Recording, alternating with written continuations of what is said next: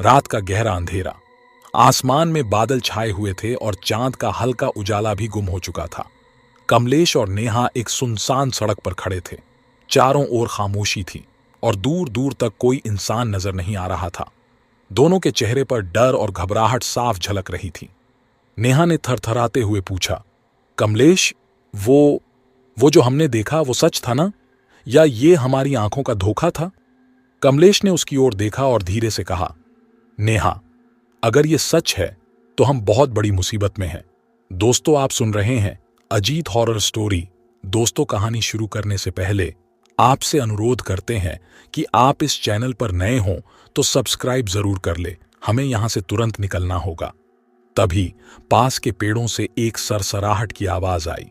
दोनों के शरीर ठंडे पड़ गए। नेहा ने पीछे मुड़कर देखा और चिल्ला उठी, कमलेश, भागो! उस शाम कमलेश और नेहा ने सोचा था कि वे एक नई जगह की खोज करेंगे। यह एक पुरानी हवेली थी जो गांव के पास जंगल में स्थित थी। हवेली के बारे में कई कहानियां प्रचलित थीं, लेकिन कमलेश को इन बातों पर यकीन नहीं था। नेहा को थोड़ी झिझक थी, लेकिन कमलेश के कहने पर वह तैयार हो गई। दोनों ने अपनी बाइक उठाई और जंगल के रास्ते उस हवेली की ओर बढ़ गए। रास्ते में नेहा ने पूछा, कमलेश, क्या सच में हमें वहां जाना चाहिए? मैंने सुना है कि वहां रात को अजीब घटनाएं होती हैं।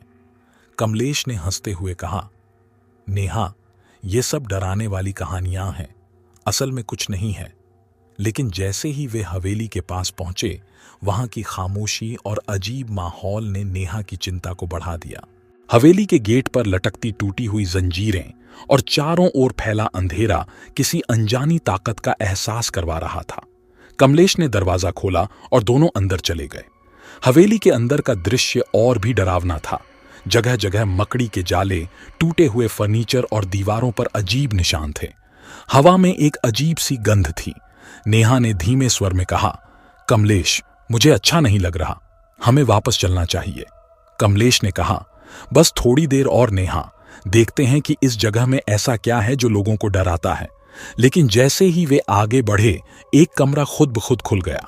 कमरे के अंदर कुछ जलने की बदबू आ रही थी।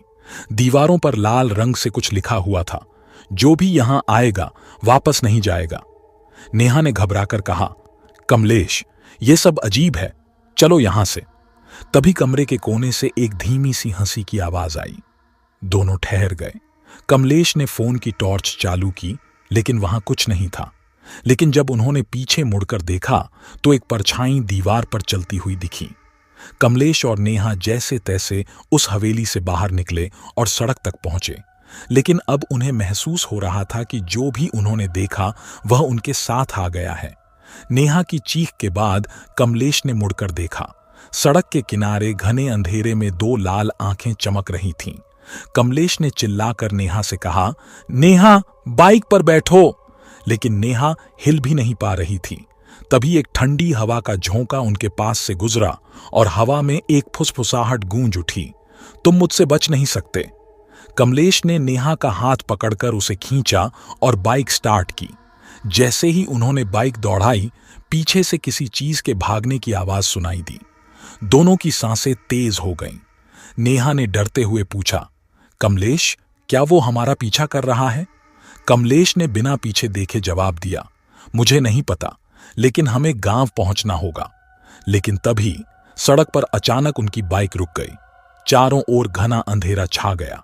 नेहा ने डरते हुए कहा, कमलेश, अब क्या करें? अचानक उनके पीछे से वही हंसी की आवाज सुनाई दी जो हवेली में थी। कमलेश ने धीरे धीरे पीछे मुड़कर देखा और उसकी आंखें डर से चौड़ी हो गईं। एक काली छाया उनके ठीक पीछे खड़ी थी, लेकिन उसका चेहरा साफ नहीं दिख रहा था। उसकी आंखें लाल और हाथ लंबे पंजे जैसे थे। वह धीरे धीरे उनकी ओर बढ़ने लगी। नेहा चीख पड़ी, कमलेश, अब हम क्या करेंगे? कहानी का अंत स्क्रीन पर चमकते शब्दों से होता है। क्या कमलेश और नेहा इस भयानक साये से बच पाएंगे? जानने के लिए देखिए अगले वीडियो में।